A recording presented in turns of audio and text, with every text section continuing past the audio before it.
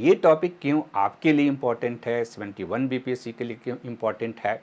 क्योंकि बिहार में हम लोग पढ़ते हैं पॉपुलेशन ग्रोथ एक बहुत बड़ा प्रॉब्लम है ना। और साउथ में जब भी एन चंद्रबाबू नायडू ने इंसेंटिव प्रोग्राम शुरू किया अभी हाल ही में कि जो ज़्यादा बच्चा पैदा करेगा उसे 25,000 रुपया इंसेंटिव देंगे, तो इसका मतलब है कि जो विकसित स्टेट हैं या जिन 18 स्टेट में डीपॉपुलेशन का प्रोसेस शुरू है, उन 18 स्टेट में पॉपुलेशन डिक्लाइन जो कर रहा एक बड़ा प्रॉब्लम है। भारत का जनसांख्यिकी जो भविष्य है वो कैसा है, इस पे आपको ध्यान देना है। जब हम भारत के जनसांख्यिकीय भविष्य की बात करते हैं तो इस भविष्य में डेमोग्राफिक फ्यूचर ऑफ इंडिया, यानी इस टॉपिक को हमें जीएस के दृष्टिकोण से भी देखना है कि जीएस में इस टॉपिक से क्वेश्चन आ सकते हैं और इस टॉपिक से क्वेश्चन आपके एसी के दृष्टिकोण से भी आ सकते हैं। यानी दोनों तरह के दृष्टिकोण के लिए हम इस टॉपिक को डिस्कस करने जा रहे हैं। और इस टॉपिक को डिस्कस करने के क्रम में सबसे इम्पॉर्टेंट चीज़ क्या है कि देखिए, अगर डेमोग्राफिक फ्यूचर ऑफ इंडिया को समझने का प्रयास करते हैं तो इसमें दो पहलू तो स्पष्ट रूप से दिखाई देता है ना। एक जो पहलू पहले से भी चर्चा में है, जिसको हम लोग कहते हैं डेमोग्राफिक डिविडेंड, है ना, जनसांख्यिकीय लाभांश। लेकिन दूसरा जो पहलू हाल के दिनों में बहुत चर्चा में है, ये है पॉपुलेशन डिक्लाइन, है ना, यानी पॉपुलेशन में गिरावट आ रही है या डीपॉपुलेशन जो है, ये डीपॉपुलेशन भी इसे कहा जाता है। यानी दो इम्पॉर्टेंट पहलू हमारे सामने हैं। एक तो डेमोग्राफिक डिविडेंड ऑफ इंडिया, जो कि पहले से भी चर्चा में रही है कि भारत जो है अभी डेमोग्राफिक डिविडेंड की स्थिति में है। और डेमोग्राफिक डिविडेंड की स्थिति जो भारत की है, ये लगभग 68% जो पॉपुलेशन है भारत का, ये 68% पॉपुलेशन जो है 15 से 64 वर्ष के एज में है। और इसलिए कहा जाता है कि भारतीय जनसंख्या में जो है एक युवा जनसंख्या है भारत की जनसंख्या, और यह जनसंख्या 2055 तक हम डेमोग्राफिक डिविडेंड की स्थिति में हैं। यानी भारतीय जनसंख्या में पहला जो फीचर है, जो जिसकी चर्चा पहले भी होती रही है कि हम डेमोग्राफिक डिविडेंड की स्थिति में हैं। और डेमोग्राफिक डिविडेंड की स्थिति में होने के कारण, क्योंकि इसमें एक और फीचर है कि मीडियन एज जो भारतीय जनसंख्या की है, ये मीडियन एज 28 से 29 वर्ष है। यानी भारत अभी के डेट में या 2055 तक, अभी से लेकर 2055 तक 28 से 29 वर्ष का एज जो है ये युवा जनसंख्या का एज है। और इसलिए भारत को युवा भारत कहा जाता है। यानी भारत अभी भी डेमोग्राफिक डिविडेंड की स्थिति में है। भारत अभी भी हम एक युवा कंट्री हैं और हम 2055 तक जो है भारत में डेमोग्राफिक डिविडेंड की स्थिति रहेगी।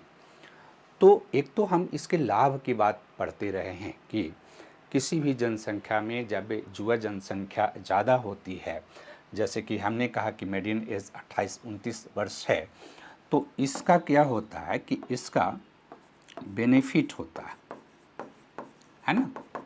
ये बेनिफिशियल है, लाभदायक स्थिति है। ये लाभदायक स्थिति 2025 तक रहने वाली है। यानी एक तो आपको इस पे ध्यान देना है कि डेमोग्राफिक जो डिविडेंड की स्थिति है, भारत ने इसका क्या लाभ लिया है, या भारत को इसका क्या लाभ मिल सकता है, या इसके लाभ को प्राप्त करने के लिए हमें क्या करना होगा, क्या करने की आवश्यकता है। दूसरी जो फिनोमेना भारतीय जनसंख्या में दिखाई दे रही है कि भारतीय जनसंख्या में डीपॉपुलेशन की स्थिति दिखाई दे रही है, यानी पॉपुलेशन डिक्लाइन हो रही है।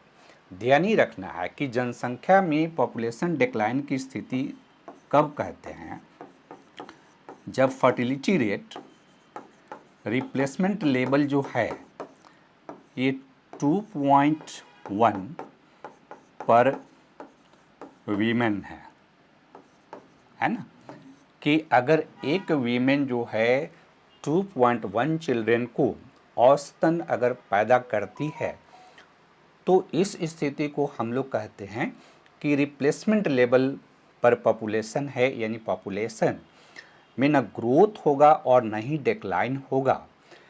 लेकिन वर्तमान में जो भारत का फर्टिलिटी रेट है, ये भारत का फर्टिलिटी रेट जो अनुमान लगाया गया है, ये लगभग 1.9 पर वीमेन आ गया है, राइट।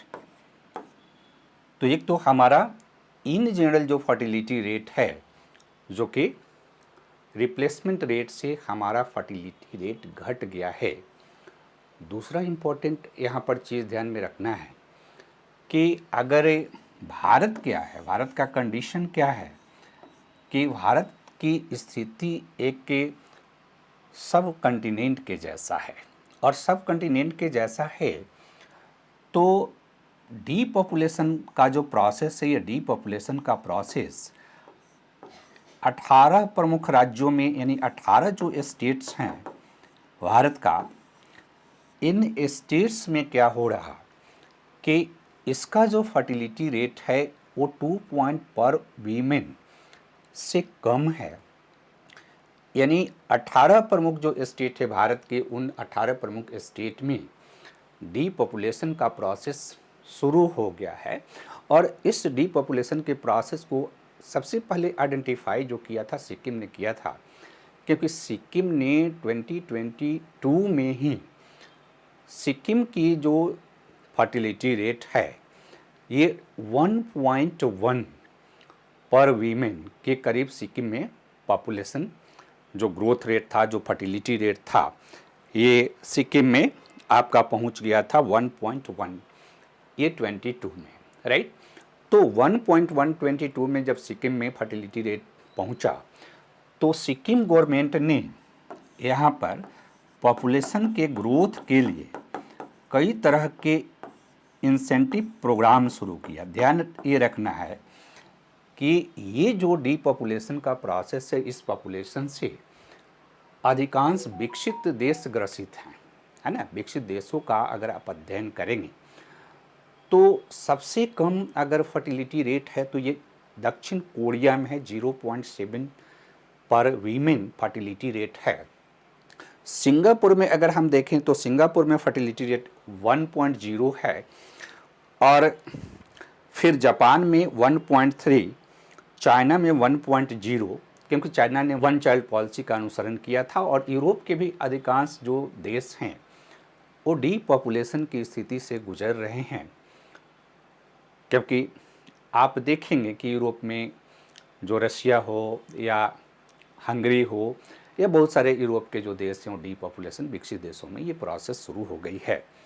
अब देखिए कि भारत की जो स्थिति है, डीपॉपुलेशन की स्थिति, थोड़ा सा आंकड़ों को आप देख लेंगे तो आपको पता चलेगा, क्योंकि साउथ इंडिया और वेस्ट इंडिया, है ना, कि जो विकसित राज्य हैं उन विकसित राज्यों में जो TFR है, ये TFR टोटल फर्टिलिटी रेट जनसंख्या में, यानी जो रिप्रोडक्टिव वीमेन हैं उन रिप्रोडक्टिव वीमेन द्वारा अपने लाइफ टाइम में जितने बच्चे को जन्म दिया जाता है उसको हम TFR के रूप में कैलकुलेट करते हैं। तो TFR जो है साउथ के राज्यों में 1.5 से 1.9 के करीब है, राइट।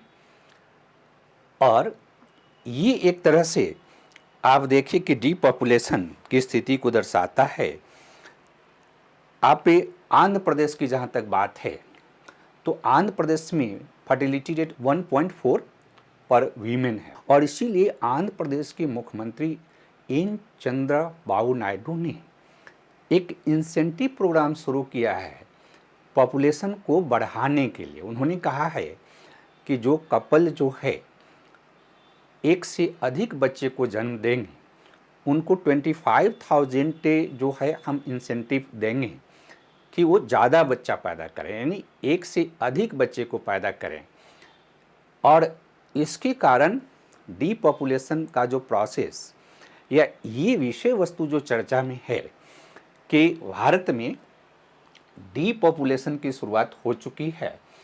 एक तरफ हम लोगों ने अभी तक आपका ध्यान था डेमोग्राफिक डिविडेंड के संदर्भ में, और ये डीपॉपुलेशन की स्थिति 18 प्रमुख स्टेट में है, जिसमें दक्षिण के तो सभी राज्यों में डीपॉपुलेशन की स्थिति है, चाहे केरल की बात हो, तमिलनाडु की बात हो, कर्नाटक की बात हो, आंध्र प्रदेश की बात हो, तेलंगाना की बात हो, महाराष्ट्र में डीपॉपुलेशन की स्थिति है, गोवा में डीपॉपुलेशन की स्थिति है, पंजाब में डीपॉपुलेशन की स्थिति है, हिमाचल प्रदेश में डीपॉपुलेशन की स्थिति है, और जम्मू एंड कश्मीर में भी डीपॉपुलेशन की स्थिति है, नॉर्थ ईस्ट के भी कुछ स्टेट में डीपॉपुलेशन की स्थिति है। तो डीपॉपुलेशन का मतलब क्या है कि हमारी जनसंख्या में एजिंग का प्रोसेस का रेट ज़्यादा हो रहा है, यानी ज़्यादा ओल्ड एज के लोग ज़्यादा पॉपुलेशन में रहेंगे।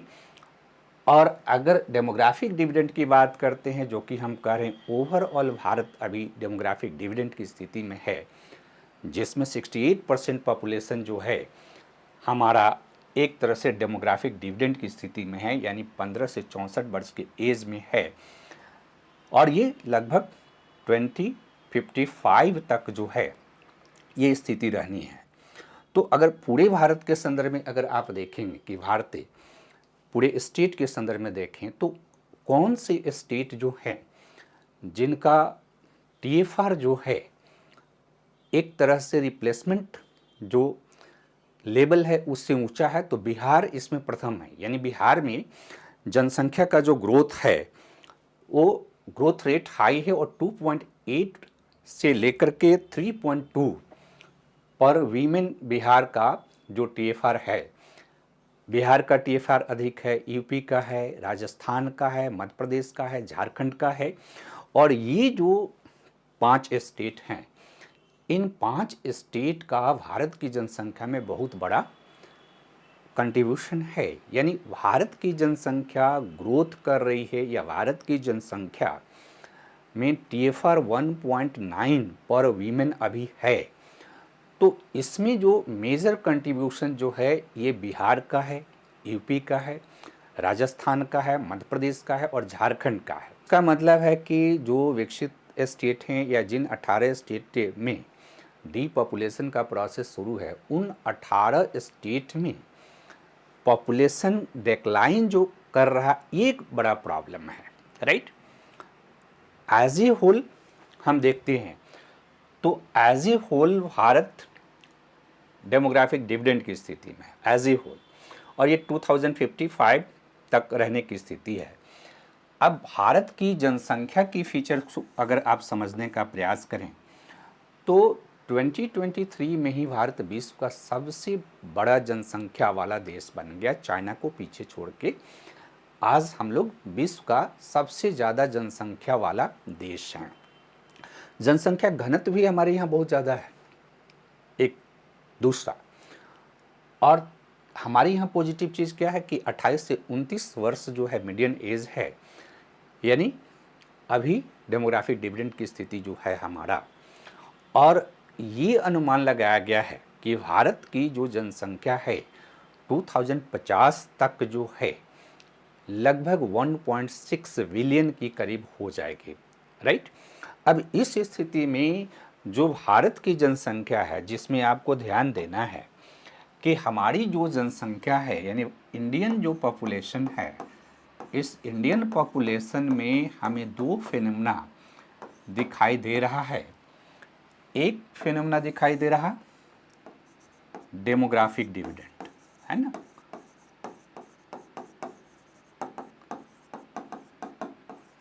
इसको कहते हैं जनसांख्यिकी लाभांश। और ये ऐसी स्थिति है जब जनसंख्या में जो युवा जनसंख्या की संख्या अधिक होती है, कार्यकारी जनसंख्या की संख्या अधिक होती है। कार्यकारी जनसंख्या की संख्या अधिक होने का मतलब क्या है कि डेमोग्राफिक डिविडेंड की स्थिति में रहेंगे, तो कोई भी जनसंख्या जब डेमोग्राफिक डिविडेंड की स्थिति में रहती है तो उसमें वर्क फोर्स जो है काफ़ी बेहतर होता है। प्रोडक्टिव वर्कफोर्स अगर आपका बेहतर है तो इससे जीडीपी आपका ग्रोथ रेट बढ़ेगा। दूसरा कि वीमेन पार्टिसिपेशन वर्कफोर्स में बढ़ेगा।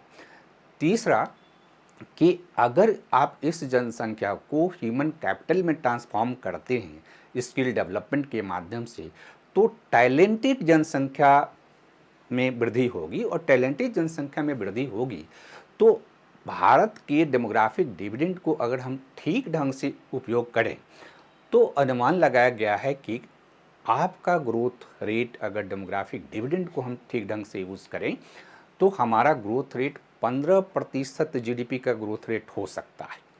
तो क्या हमने अपने डेमोग्राफिक डिविडेंड का लाभ लिया है? क्या हमने इसका बेनिफिट लिया है? प्रश्न ये है कि हमने इसका क्या बेनिफिट लिया है और इसका बेनिफिट लेने के लिए हमें क्या करना होगा। यानी हम अगर डेमोग्राफिक डिविडेंड की स्थिति में हैं तो हमें अगर इसका बेनिफिट लेना है तो हमें क्या करना है ना। ये बहुत बड़ा प्रश्न है। जैसे हम अगर बात करें कि बिहार भी अभी डेमोग्राफिक डिविडेंड की स्थिति में है, राइट। तो बिहार डेमोग्राफिक डिविडेंड की स्थिति में है, ओवरऑल भारत डेमोग्राफिक डिविडेंड की स्थिति में है।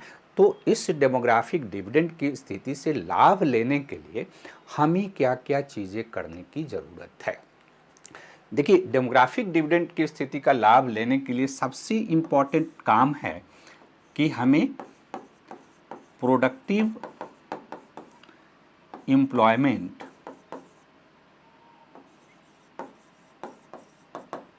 का डेवलपमेंट करना पड़ेगा और प्रोडक्टिव एम्प्लॉयमेंट का डेवलपमेंट करने के लिए हमें क्या करना पड़ेगा, तो हमें एजुकेशन, राइट, एंड हेल्थ दोनों ही सेक्टर में हमें काफ़ी इन्वेस्टमेंट करना पड़ेगा। क्योंकि अगर ये 68% जो डेमोग्राफिक डिविडेंड हैं इसको ह्यूमन कैपिटल में आपको ट्रांसफॉर्म करना है, क्योंकि आपको इसका लाभ तभी मिलेगा जब आप इसको ह्यूमन कैपिटल में ट्रांसफॉर्म करते हैं। ह्यूमन कैपिटल में ट्रांसफॉर्म करने का मतलब है कि जो जनसंख्या है उस जनसंख्या में स्किल का डेवलपमेंट करें, उस जनसंख्या में टैलेंट का डेवलपमेंट करें, उस जनसंख्या में वर्ल्ड लेवल पर कंपटीशन करने की क्षमता का डेवलपमेंट करें। और इसके लिए हमें क्या करना होगा, हमें इंफ्रास्ट्रक्चर डेवलपमेंट करना पड़ेगा और ख़ास करके सोशल इंफ्रास्ट्रक्चर का डेवलपमेंट किए बिना आप इस डेमोग्राफिक डिविडेंड का लाभ नहीं ले सकते हैं। और ये कंडीशन भारत में दिखाई भी दे रहा, क्योंकि भारत में अगर आप हाल के दिनों में या विगत 20 वर्षों 25 वर्षों का आप अध्ययन करें जहां हम डेमोग्राफिक डिविडेंड की स्थिति में हैं, तो क्या आपने वर्ल्ड क्लास एजुकेशनल इंफ्रास्ट्रक्चर का डेवलपमेंट किया है? जवाब आएगा नहीं, राइट। क्यों नहीं किया आपने? अगर आप इसका लाभ लेना चाह रहे हैं कि हमारे यहाँ युवा जनसंख्या है, उस युवा जनसंख्या में स्किल डेवलप करना है, टैलेंटेड उसको बनाना है, तो चूँकि पॉपुलेशन बड़ा है इसलिए इस पॉपुलेशन के कुछ % लोग भी टैलेंटेड हो रहे हैं। तो वर्ल्ड लेवल पर वो अपनी स्थिति को स्टेबल कर ले रहे हैं, जिससे दिख रहा है कि भारत में टैलेंट आ रही है। लेकिन मास लेवल पर हम देखें तो मास लेवल पर देखते हैं तो हम इसको ह्यूमन कैपिटल में ट्रांसफॉर्म करने में एक तरह से पिछड़ गए हैं। और जब आप युवा जनसंख्या को ह्यूमन कैपिटल में ट्रांसफॉर्म नहीं कर रहे हैं, आपने कई प्रोग्राम शुरू किया स्किल इंडिया, लेकिन आप देखिए स्किल इंडिया का हालात क्या है। आपका कोई भी यूनिवर्सिटी जो है वर्ल्ड के रैंकिंग में 110 में नहीं है।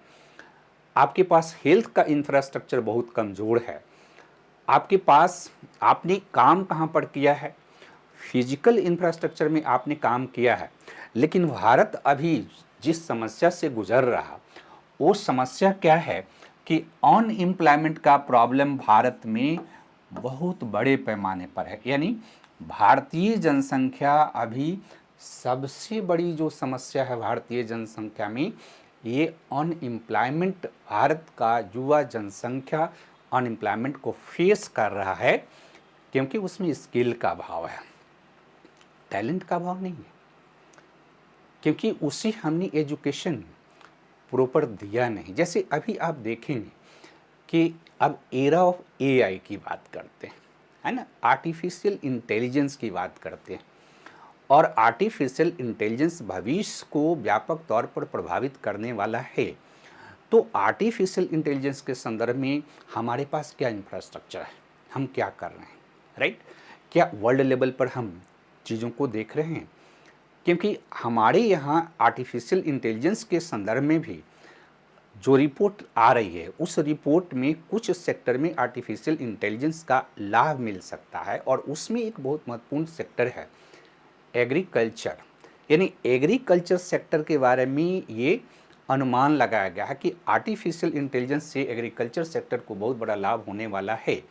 तो जब तक हम इन चीज़ों को डेवलप नहीं करेंगे, हम उसका लाभ नहीं प्राप्त कर सकते हैं, और इसलिए अनएम्प्लॉयमेंट का प्रॉब्लम भारत के लिए एक बहुत बिगेस्ट प्रॉब्लम है, जिस प्रॉब्लम के कारण भारत इस डेमोग्राफिक डिविडेंड का जितना लाभ होना चाहिए उतना लाभ नहीं ले पा रहा, राइट?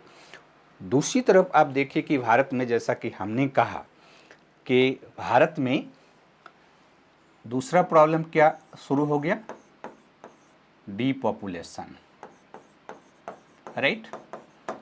और डीपॉपुलेशन का मतलब क्या है कि जनसंख्या का ग्रोथ रेट घट रहा, और ऐसा डीपॉपुलेशन हमने कहा कि 18 स्टेट में, जो हमारा स्टेट्स है उसमें डीपॉपुलेशन दिखाई दे रहा। तो डीपॉपुलेशन ये प्रॉब्लम है ना?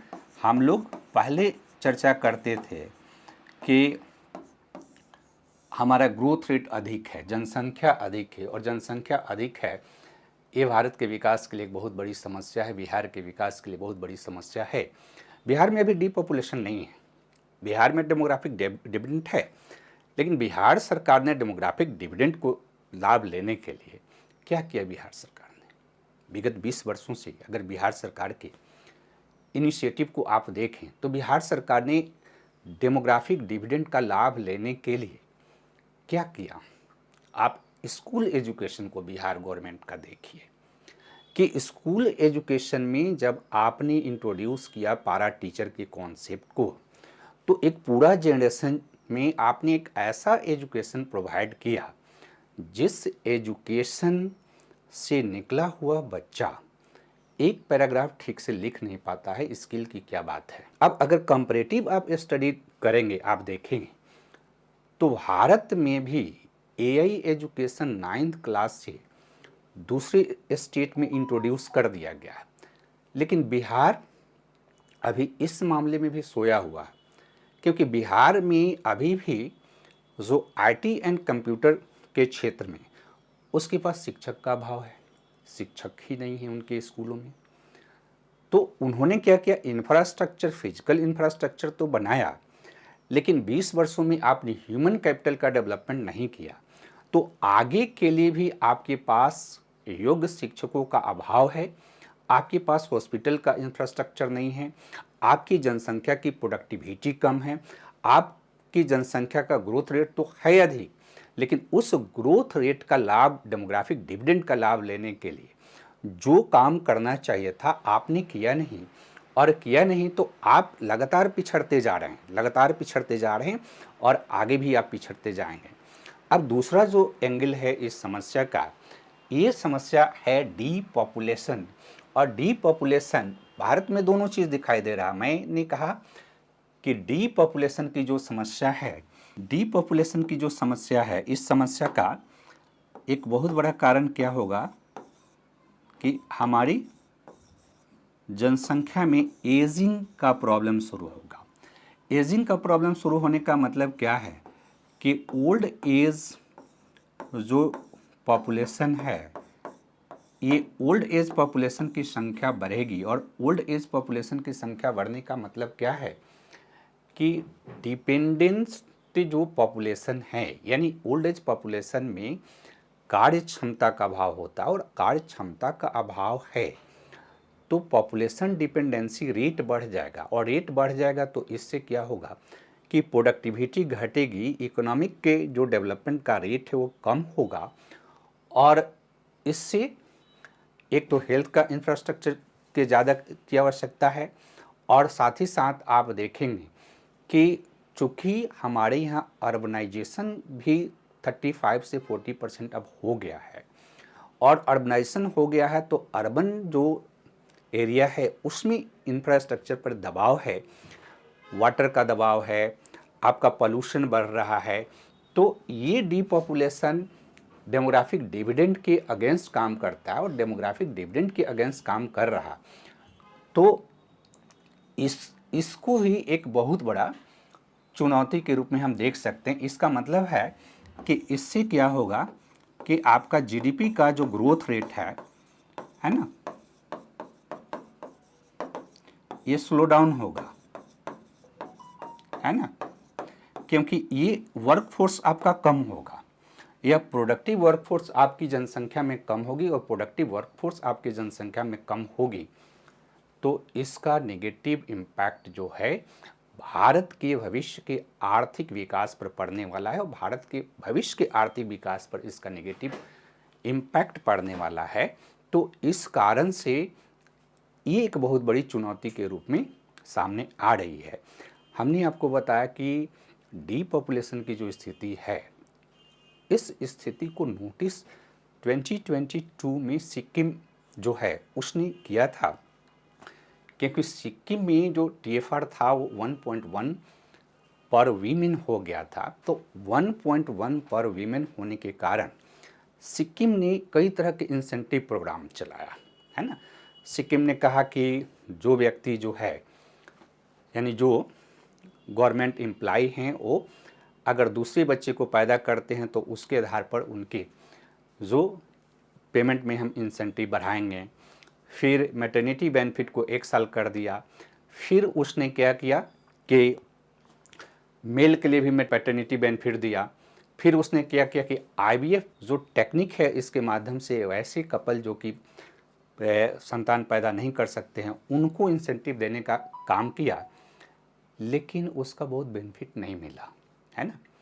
बहुत उसकी बेनिफिट उनको नहीं मिली। आंध्र प्रदेश सरकार ने अभी हाल में घोषणा किया है 25,000 रुपया इंसेंटिव देने का, जो कपल जो है दूसरे और तीसरे बच्चे को जन्म देंगे तो उनको वो 25,000 रुपया इंसेंटिव देगा। ये सुनने में नहीं है, क्योंकि ध्यान ये रखना है कि इन स्टेट्स जहाँ पर ये प्रोसेस शुरू हुई है वहाँ का लीडरशिप ने आइडेंटिफाई किया है कि इन राज्यों में भारत के जो जनसंख्या का ग्रोथ है, ये जनसंख्या का ग्रोथ जो है विकसित राष्ट्रों की परिप्रेक्ष्य में हो गया है, और विकसित राज्य जिन समस्याओं का सामना कर रहे हैं, यही समस्या अगर हम भी सामना करेंगे तो हमें इस समस्या से अल्टीमेटली हमारा जो इकोनॉमिक डेवलपमेंट है, इकोनॉमिक ग्रोथ रेट है, ये कम हो जाएगा। और इकोनॉमिक ग्रोथ रेट कम हो जाएगा तो ये भारत के भविष्य के लिए बहुत सकारात्मक पक्ष नहीं है, क्योंकि हम जहाँ डेमोग्राफिक डिविडेंड के लाभ नहीं ले पा रहे हैं, वहीं हमारे यहाँ डिक्लाइन का प्रोसेस भी शुरू हो गया है।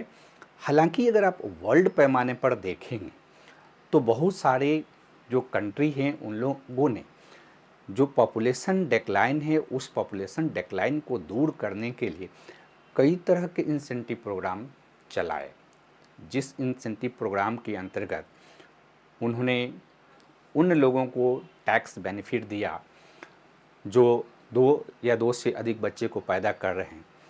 हाउस जो लोन है उसको सब्सिडाइज किया। फिर उनको पेमेंट की व्यवस्था की। कई तरह के अलग अलग प्रोग्राम उन लोगों ने किया, लेकिन इसका बहुत ज़्यादा बेनिफिट नहीं मिलता है, क्योंकि देखिए पॉपुलेशन जो डिक्लाइन का जो समस्या है, इस समस्या का कारण क्या है ना, इसके कॉजेज़ क्या है कि किसी जनसंख्या में पॉपुलेशन डिक्लाइन होने लगती है। और पॉपुलेशन जब डिक्लाइन होने लगती है तो इसका एक बहुत बड़ा कारण क्या है कि हमारे समाज में जो कि पोस्ट मॉडर्न सोसाइटी के रूप में हम लोग डेवलप किए हैं, तो इससे हमारे सोसाइटी में संरचनात्मक परिवर्तन हो रहा है, स्ट्रक्चरल चेंज हो रहा है। स्ट्रक्चरल चेंज होने का मतलब क्या है कि आप देखिए कि पोस्ट मॉडर्न सोसाइटी में महिलाएं जो है हायर एजुकेशन प्राप्त कर रही हैं, अपने करियर के प्रति सचेत हैं, तो करियर को फोकस कर रहे हैं। और इसलिए क्या हो रहा कि जो मैरिज का एज है ये बढ़ गया है। अगर मैरिज का एज बढ़ जाएगा तो रिप्रोडक्टिव जो एज का पीरियड है वो कम हो जाता है। दूसरा कि अर्बन एरिया में प्रॉब्लम क्या है कि हाउसिंग का जो एक्सपेंडिचर है बहुत ज़्यादा है। तीसरा कि अर्बन एरिया में चाइल्ड केयर का एक्सपेंडिचर बहुत ज़्यादा है। अर्बन एरिया में लोगों का एक माइंडसेट ऐसा डेवलप हो रहा कि हम फ्री माइंडसेट से जिए, यानी बच्चों को बर्डन के रूप में, फाइनेंशियल बर्डन के रूप में भी देख रहे हैं और सोशल बर्डन के रूप में भी देख रहे हैं। ये पोस्ट मॉडर्न सोसाइटी का ये फीचर होता है। तो जिस भी पोस्ट मॉडर्न सोसाइटी में इस तरह के फीचर अगर डेवलप करने लगते हैं तो उसमें ये प्रॉब्लम आती है। यानी भारत के सामने चुनौती क्या है कि हम डेमोग्राफिक डिविडेंड और डेमोग्राफिक डेक्लाइन, है ना, दोनों के साथ बैलेंस कैसे स्थापित करें, क्या करें कि हम बैलेंस स्थापित कर लें। जैसे फ्रांस का मॉडल आप पढ़ सकते हैं कि फ्रांस ने किस तरह से डेमोग्राफिक जो डेक्लाइन है उसको कंट्रोल किया, या नॉर्वेनियन कंट्री जो है जिसमें भी डेमोग्राफिक डिविडेंड डेक्लाइन की स्थिति रही, तो नॉर्वेनियन कंट्री ने या हंगरी ने भी एक बहुत बेहतर काम किया है। हंगरियन मॉडल भी आप देख सकते हैं। उसमें उन्होंने क्या किया कि ज़्यादातर जगहों पर टेम्पोररी या वन टाइम इंसेंटिव देने का प्रयास किया गया, लेकिन हंगेरियन मॉडल के अंतर्गत परमानेंट इंसेंटिव देने का प्रयास किया गया। परमानेंट यानी जो कपल 2, 3, 4 बच्चे को पैदा कर रहे हैं उनको परमानेंट फाइनेंशियल इंसेंटिव देने की व्यवस्था की गई है। नॉर्वेनियन कंट्री में पेरेंटहुड को मॉडर्न एज के साथ इंटरलिंक्ड किया गया। दूसरा कि वहाँ पर गवर्नमेंट ने बच्चों के रिस्पॉन्सिबिलिटी को ग्रहण किया है ना, एजुकेशन का, हेल्थ का, इवन की फूड की जो व्यवस्था है। अगर कोई माँ बाप अपने बच्चे को पालने में सक्षम नहीं है तो उस बच्चे को क्वालिटी फूड दी जाती है। सोशल सिक्योरिटी बहुत स्ट्रॉन्ग है, क्योंकि जब तक आप सोशल सिक्योरिटी को स्ट्रॉन्ग नहीं करेंगे तो कोई भी कपल जो है एक से अधिक बच्चा या 2 से अधिक बच्चा पैदा करने के लिए तैयार नहीं होगा। अगर भारत को इन दोनों चीज़ों को बैलेंस करना है तो भारत को दोनों चीज़ों को बैलेंस करना है तो ध्यान ये रखना है कि हमें इसका लाभ लेना है। अभी तक जो आपने किया है ना कि डेमोग्राफिक डिविडेंड,